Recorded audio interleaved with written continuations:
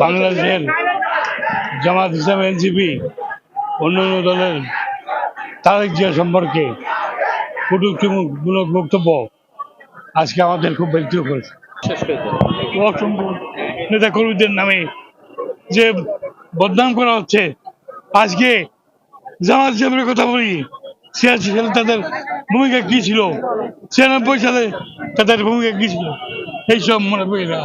আজকে বাংলায় ক্ষমতায় বসতে যায়, সাধারণ নির্বাচন করেছে একবার, ৩টা সিট পেয়েছে। আজ তা বিভিন্ন কৌশলে মসজিদের মধ্যে ইমামকে তারা হত্যা করেছে, বিভিন্ন জায়গায় বিভিন্নভাবে। খুলনায় আমাদের যুবদলের থেকে গুলি করে মেরেছে, পায়ের রক কেটে দিয়েছে। আজকে জামাতের এই তাণ্ডব বাংলাদেশে উচ্ছৃঙ্খল করে দিয়েছে। ডক্টর ইউনূস সাহেব যখন তারেক রহমান সাহেবের সাথে আলাপ করে নির্বাচন ঘোষণা দিয়েছে, তাদের মাথা পাগল হয়ে গেছে। তারা পেয়ার পদ্ধতিতে চায়, ভোটে নির্বাচিত একজন হবে আর ওনাকে ঘোষণা দিতে হবে তাদের এমপি হিসাবে। এই পদ্ধতি কি গণতন্ত্রের পথে চলতে পারে? চলতে পারে না। এই জন্য সারা বাংলাদেশে আজকে বিএনপি এবং অঙ্গ সংগঠন ঐক্যবদ্ধ। সেই ঐক্যবদ্ধর ধারাবাহিকতায় আমরা কুমারখালীতেও তাদের এই অগণতান্ত্রিক পথকে আমরা ধিক্কার জানাই।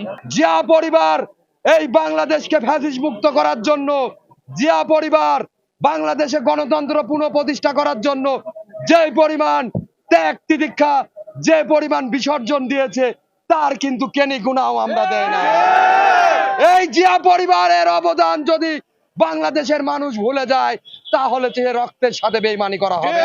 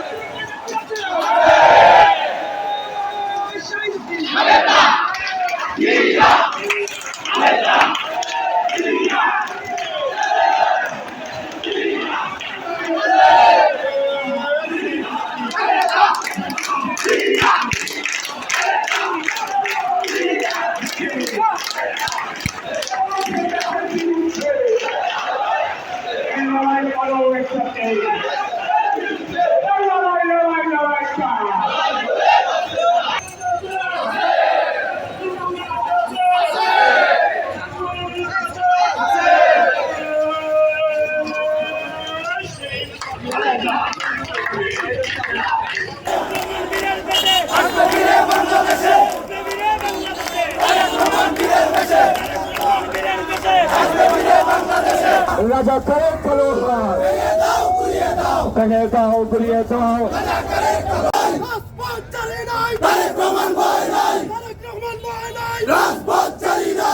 সংগ্রামী উপস্থিতি, যেই রাজাকার আল বদর শহীদ রাষ্ট্রপতি জিয়াউর রহমানের ছবিকে পদদলিত করেছে, আমি সেই কর্মকাণ্ডের প্রতি ধিক্কার জানাই।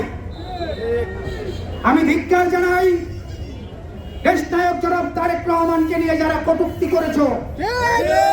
তোমরা আমাদের বুকে কলমের খোঁচা দিয়েছ, তোমরা আমাদের কলিজায় আঁচড় কেটেছ।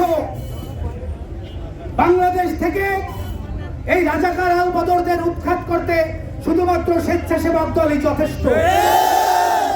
আমরা এতদিন সহ্য করেছি। তারেক রহমানের নির্দেশনা ছিল যে আমাদেরকে সর্বোচ্চ ধৈর্যের পরিচয় দিতে হবে, কিন্তু আমরা ধৈর্যের পরিচয় দিয়েছি। কিন্তু তোমরা যদি আমাদের এই ধৈর্যকে দুর্বলতা মনে করো, সেটা ভুল করবা। আমরা যদি রাজপথে নামি, আমরা যদি রাজপথ দখলে নেই, তোমরা বাংলাদেশে 10 মিনিটও দাঁড়াতে পারবে না। আপনারা 1971 সালে মুক্তিযুদ্ধে বাংলাদেশের বিপক্ষে ছিলেন। 24-এর আন্দোলনে আপনারা বাংলাদেশের মানুষের বিপক্ষে ছিলেন। আপনাদের চেহারা বাংলাদেশের মানুষের কাছে উন্মোচন হয়ে গিয়েছে। বাংলাদেশের মানুষ আপনাদেরকে প্রতিহত করবে।